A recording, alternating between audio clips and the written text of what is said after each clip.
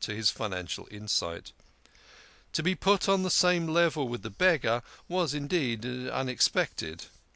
"Will you have a cup of coffee?" he said.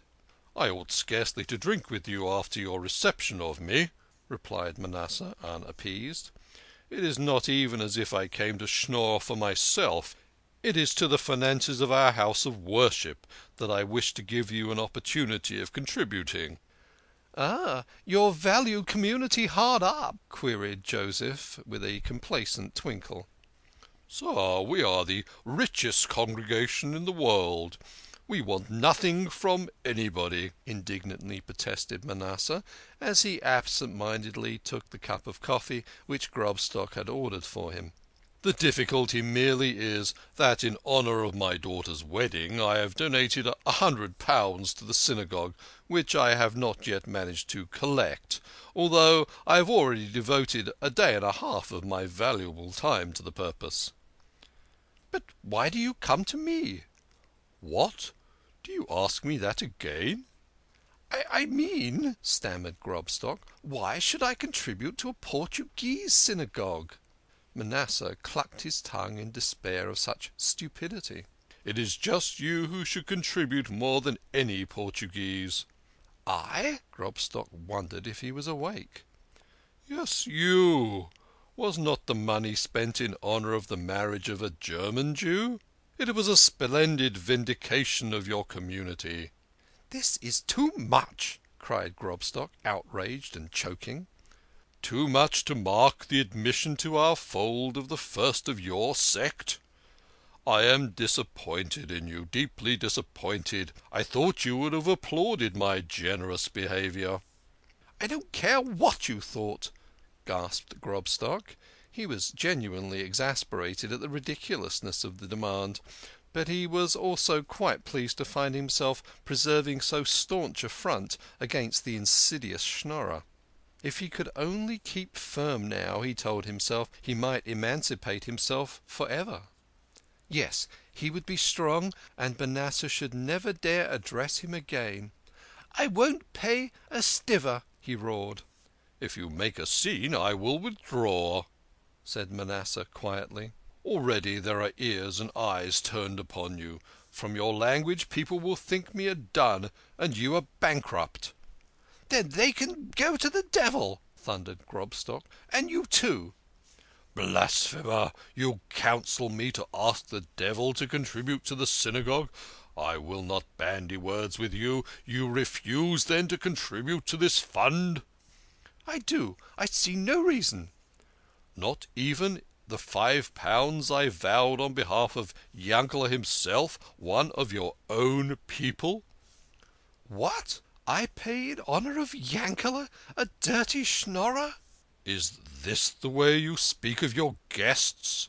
said Manasseh in pained astonishment. "Do you forget that Yankele has broken bread at your table? Perhaps this is how you talk of me when my back is turned. But beware! Remember the saying of our sages, 'You and I cannot live in the world,' said God to the haughty man. Come now, no more paltering or taking refuge in abuse. You refuse me this beggarly £5?" "Most decidedly." "Very well, then." Manasseh called the attendant.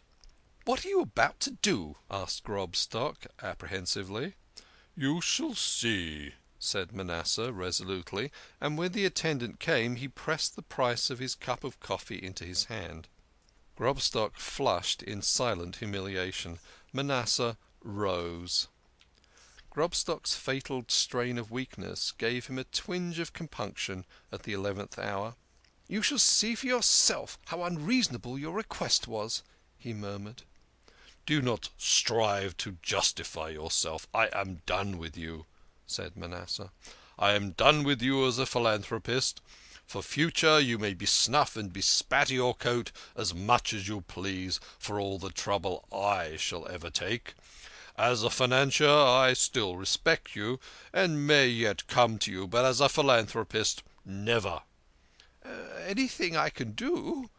muttered Grobstock vaguely. "Let me see," said Manasseh, looking down upon him thoughtfully. "Ah, yes, an idea. I have collected over £60. If you would invest this for me—" "Certainly, certainly," interrupted Grobstock with conciliatory eagerness. "Good. With your unrivalled knowledge of the markets, you could easily bring it up to the necessary sum in a day or two.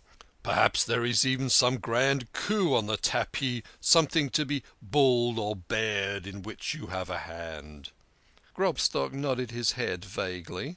He had already remembered that the proceeding was considerably below his dignity. He was not a stockbroker.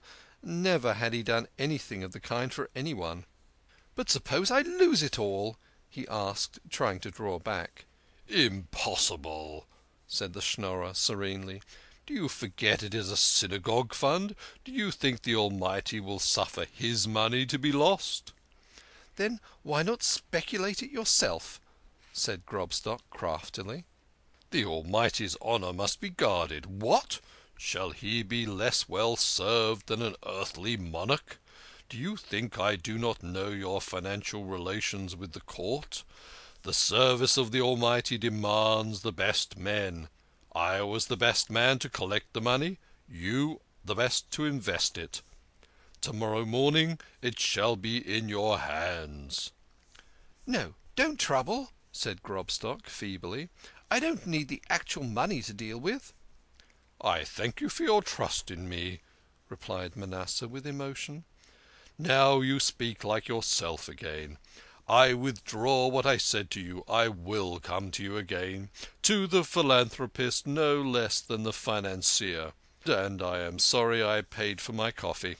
His voice quivered. Grobstock was touched. He took out a sixpence and repaid his guest with interest. Manasseh slipped the coin into his pocket, and shortly afterwards, with some final admonitions to his stock jobber, took his leave. Being in for the job, Grobstock resolved to make the best of it. His latent vanity impelled him to astonish the beggar. It happened that he was on the point of making a magnificent manoeuvre, and alongside his own Triton, Manasseh's minnow might just as well swim. He made the £60-odd into 600. A few days after the royal wedding, the glories of which are still a tradition among the degenerate Schnorrers of to-day, Manasseh struck the Chancellor breathless by handing him a bag containing 50 of sovereigns. Thus did he honourably fulfil his obligation to the Synagogue, and with more celebrity than many a warden, nay, more.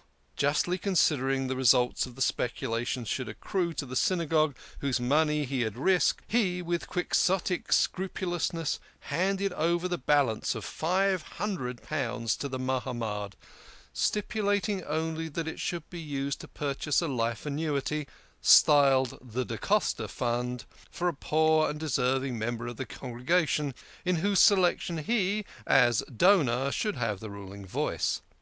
The Council of Five eagerly agreed to his conditions, and a special junta was summoned for the election. The donor's choice fell upon Manasseh Bueno Barzillai Azevedo da Costa, henceforward universally recognized and hereby handed down to tradition as the King of Schnorrers. End of Chapter 6. End of The King of Schnorrers. Sei gesinnt.